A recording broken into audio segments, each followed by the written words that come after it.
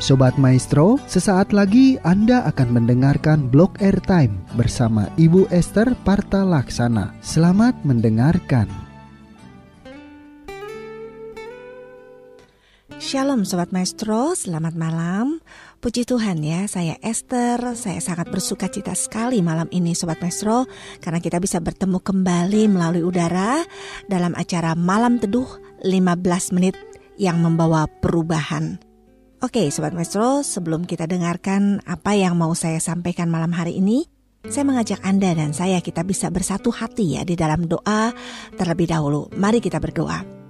Tuhan Yesus yang baik, terima kasih Tuhan buat kesempatan indah malam ini.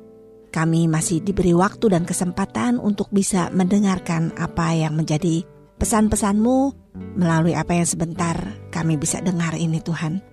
Dan Tuhan, kami sungguh mau datang kepadamu dengan hati yang lapar dan haus. Kami tahu Tuhan, Engkau Tuhan yang sungguh melihat hati. Kami mau respon apa yang kami terima dengan hati yang terbuka untuk kebenaran-Mu. Kami siap mendengar, kami siap dibentuk, kami siap diubahkan oleh kebenaran-Mu. Dan kami percaya kami pasti dikuatkan dan alami pemulihan di dalam Engkau. Kuasai mata hati dan pikiran kami Tuhan, dan juga urapi kami semua, termasuk hamba-Mu yang Engkau izinkan untuk bisa melayani-Mu melalui Radio Maestro malam hari ini. Biar melalui semua ini nama Tuhan Yesus semakin dipermuliakan, semakin ditinggikan. Terima kasih Tuhan, terpujilah nama-Mu. Haleluya, amin. Sobat Maestro, tema kita malam hari ini adalah prioritas yang utama. Sobat Maestro, beberapa waktu yang lalu saya membaca sebuah tulisan yang sangat memberkati saya. Penulisnya adalah Greg Laurie. Tulisannya seperti ini Sobat Maestro. Jika Tuhan adalah prioritas kita, maka lakukan apapun untuknya dalam kondisi apapun. Dan berikan secara full, jangan setengah-setengah. Luar biasa Sobat Maestro, tulisan ini mengingatkan saya dan saya harap bisa mengingatkan kita semua ya. Untuk artinya apa? Untuk artinya kita bisa hidup yang bisa all out gitu buat Tuhan. Amin Sobat Maestro. Tuhan itu menjadi prioritas yang utama dalam hidup kita. Amin. Nah Sobat Maestro, kalau kita menyadari ya betapa banyak dari kita yang hidupnya itu gak memprioritaskan Tuhan. Atau kita bilang kita memprioritaskan Tuhan, tapi kenyataannya kita selalu gagal menjadikan Tuhan prioritas utama kita gitu. Kita lebih memprioritaskan hal-hal lain yang di luar Tuhan. Sobat Maestro, masa depan kadangkala selalu jadi alasan utama kebanyakan orang untuk kita mengutamakan karir bukan Tuhan. Atau mengutamakan bisnis, pekerjaannya, bahkan dari 24 jam gitu waktu yang dianugerahkan Tuhan ya. Semuanya ini bisa kita habiskan buat kepentingan kita pribadi Sobat Maestro. Dan kadang kalau sakit atau kita sedang alami kesulitan, baru kita ingat Tuhan gitu. Baru kita cari Tuhan. Baru kita pikir, oh ya ternyata prioritas saya itu selama ini salah. Harusnya saya memprioritaskan Tuhan sebagai yang utama gitu. Nah baru kita mikir Sobat Maestro, kita tuh seringkali jadikan Tuhan itu sebagai cadangan dalam hidup kita dan bukan menjadi prioritas yang utama. Nah Sobat Maestro, malam ini saya mau mengingatkan kita semua untuk kita bisa memprioritaskan Tuhan menjadi yang utama dalam hidup kita. Seperti tertulis dalam Matius 6 ayat 33 berkata, "Tetapi carilah dahulu kerajaan Allah dan kebenarannya, maka semuanya itu akan ditambahkan kepadamu." Amin. Nah Sobat Maestro, apa prioritas hidup kita? Apa yang menjadi prioritas kita dalam hidup ini? Bila sudah melayani pun, kita tetap belum tentu itu menempatkan Tuhan, menempatkan Dia sebagai prioritas utama. Misalnya, saya kan sudah melayani, berarti sudah menjadikan Tuhan sebagai prioritas yang utama dalam hidup kita. Bisa iya, tapi bisa juga enggak gitu Sobat Maestro. Bukan berarti melayani itu salah ya Sobat Maestro. Melayani itu enggak salah. Melayani itu baik. Harus kita melayani Tuhan ya, karena Tuhan memang menciptakan kita untuk melayani Tuhan, untuk berbakti kepada Tuhan. Tapi yang saya maksudkan dalam hal ini, yang mau saya tekankan di sini, apakah pelayanan kita itu murni gitu, memprioritaskan Tuhan sebagai yang utama waktu kita melayani Tuhan. Atau kita cuma melayani hanya untuk menyenangkan dan memuaskan manusia. Atau kita melayani hanya sebagai pengisi kegiatan di sela-sela waktu luang kita. Ada waktu kosong, ya dipakai buat melayani gitu, biar kelihatannya juga kan rohani gitu. Atau hanya sebagai pelarian kita dari masalah-masalah yang sedang kita alami. Seringkali kita melarikan diri karena kita mengalami masalah, mengalami tekanan, mengalami problem, kita larinya kemana? Ke pelayanan. Atau kita melakukan pelayanan hanya dipandang supaya rohani dan baik dari sisi pandangan manusia. Karena Sobat Maestro masih begitu banyak pelayanan-pelayanan yang dipengaruhi oleh motivasi, oleh ambisi, dan tujuan-tujuan yang terselubungi. Malam hari ini Sobat Maestro kita cek dan recheck.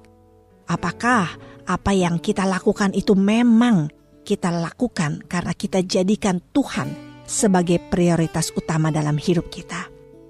Sobat Maestro, kita kembali ke ayat tadi ya, yang di Matius 6 ayat 33 tentang carilah dahulu kerajaan Allah dan kebenarannya, maka semuanya itu akan ditambahkan kepada kita. Nah Sobat Maestro, dalam terjemahan bahasa Indonesia sehari-hari terdapat pengertian yang lebih jelas dan lebih mudah gitu Sobat Maestro. Versi bahasa Indonesia sehari-hari seperti ini tulisannya. Jadi usahakanlah dahulu supaya Allah memerintah atas hidupmu dan lakukanlah kehendaknya. Maka semua yang lain akan diberikan Allah juga kepadamu. Jadi Sobat Maestro, ini maksudnya adalah mencari kerajaan Allah dan kebenarannya adalah menjadikan Yesus sebagai Tuhan atas seluruh aspek kehidupan kita. Amin. Roma 14 ayat 17 sampai 18 berkata, kerajaan Allah itu bukan soal makanan dan minuman, tapi soal kebenaran, damai sejahtera, dan sukacita oleh Roh Kudus. Jadi kerajaan Allah itu bukan soal mencari makanan, bukan soal bicara soal makanan, bukan bicara soal minuman, tapi soal kebenaran, damai sejahtera, dan sukacita oleh Roh Kudus.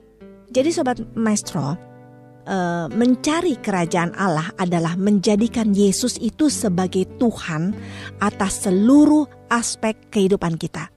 Memprioritaskan Tuhan menjadi yang utama gitu Sobat Maestro atas hidup kita. Kebanyakan dari kita punya pemikiran yang keliru. Kita mencari semuanya yang akan ditambahkan dulu gitu kan. Mencari yang di belakangnya kan. Carilah dahulu kerajaan Allah dan kebenarannya, maka semuanya akan ditambahkan kepadamu. Nah seringkali kita punya pemikiran yang keliru. Kita cari dulu semuanya yang akan ditambahkan daripada kita mencari dahulu kerajaan Allah dan kebenarannya. Dalam doa-doa kita pun kebanyakan kita minta yang ditambahkan daripada kita mencari kehendak Allah Sobat Maestro. Tuhan bukan gak ingin memberkati kita ya Sobat Maestro, tapi Tuhan ingin kita lebih dulu gitu menjadikannya sebagai Tuhan atas hidup kita Sobat Maestro. Menjadi prioritas utama dalam seluruh aspek kehidupan kita, amin. Oleh sebab itu Tuhan mengajar kita dalam doa Bapa kami, ada kata datanglah kerajaanmu, jadilah kehendakmu. Itu kan ditempatkannya lebih dahulu daripada doa meminta berkat atau makanan ya kan Sobat Maestro. Kalau Anda baca di kitab Matius tentang doa Bapa kami, Anda baca itu datanglah kerajaanmu, jadilah kehendakmu, itu terlebih dahulu sebelum kita meminta berkat-berkat makanan.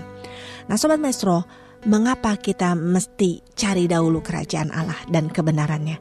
Maka semua akan ditambahkan atas hidup kita. Maksudnya apa gitu ayat ini ya Sobat Maestro?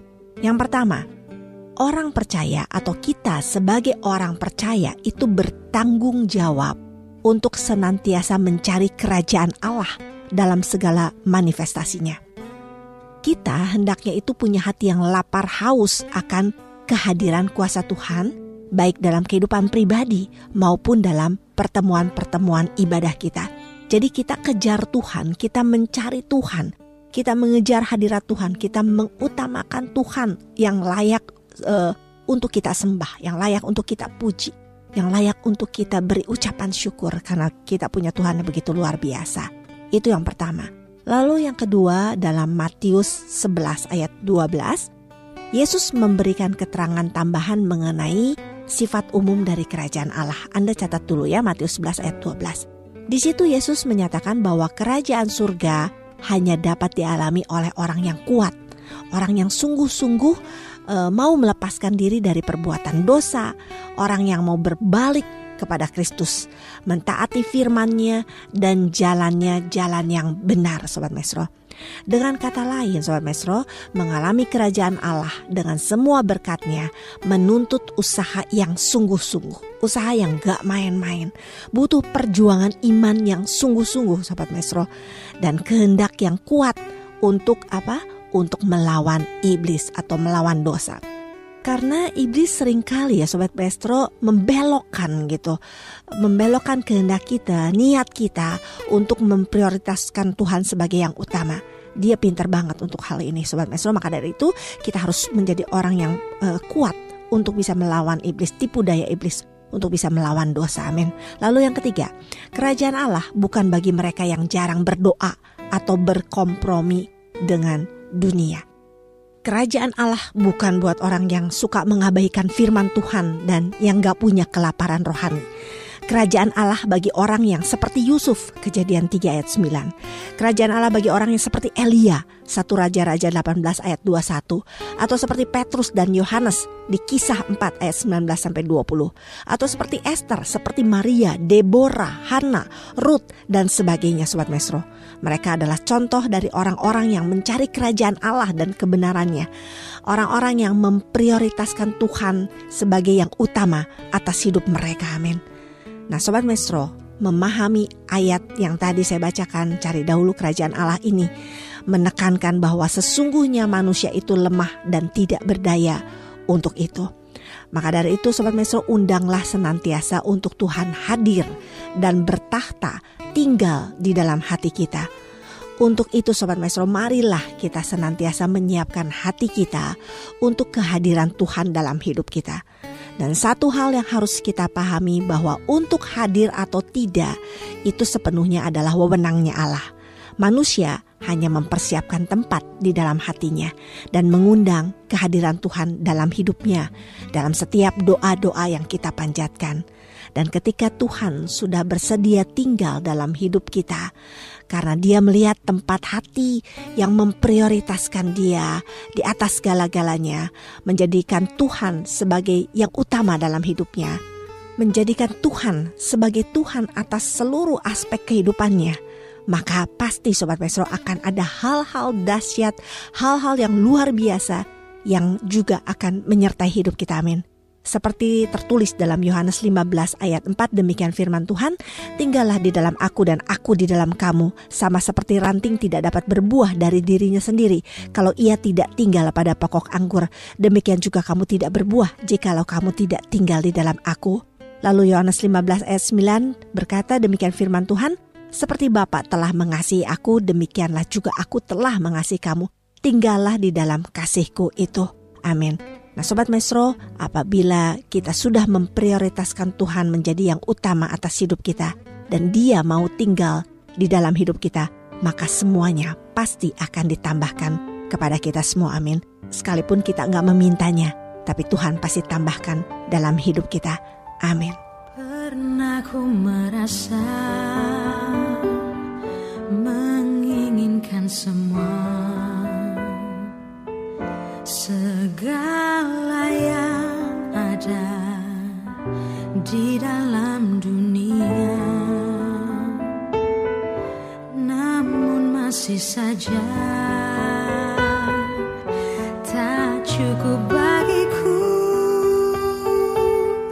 tanpa kau di sana penuhi hati ini. Hingga satu masa ku temukan bagian terindah, kasih-Mu menyapa, mengisi kesunyian hidupku. Kau yang menopangku, oh Yesusku, memberi arti hidupku. Ku sadari kau bagian yang terindah. Yesus yang baik, terima kasih Tuhan untuk apa yang sudah kami dengar dan kami terima malam ini. Terima kasih Tuhan karena kami jadi mengerti tentang apa yang harus jadi prioritas kami yang utama dalam seluruh aspek kehidupan kami. Kami minta ampun Tuhan karena seringkali selama ini kami tidak menjadikan Engkau sebagai prioritas yang utama dalam hidup kami. Kami sering lebih mengutamakan hal-hal lain daripada Engkau. Kami lebih sering berjalan dalam pengertian kami sendiri daripada mendengar suara-Mu. Kami sering berjalan dengan kehendak kami daripada kehendak-Mu. Ampuni kami Tuhan. Dan sekarang kami menyadari betapa kami memerlukan-Mu dalam setiap langkah hidup kami. Kami tahu Tuhan dan kami mengerti, kami menyadari kalau kami ini lemah dan tidak berdaya tanpa Engkau. Untuk itu Tuhan kami mengundang-Mu untuk senantiasa hadir dan bertahta dan tinggal di dalam hati kami. Terima kasih Tuhan Yesus, malam ini kami komitmen, kami mau mengutamakan Engkau di atas segalanya. Engkau sungguh bagian terindah dalam hidup kami. Terima kasih Tuhan Yesus, terpujilah nama-Mu. Haleluya, amin. Sobat Maestro, Anda baru saja mendengarkan Blog Airtime bersama Ibu Esther Parta Laksana. Anda dapat mendengarkannya setiap hari Rabu pukul 23.20. Tuhan Yesus memberkati.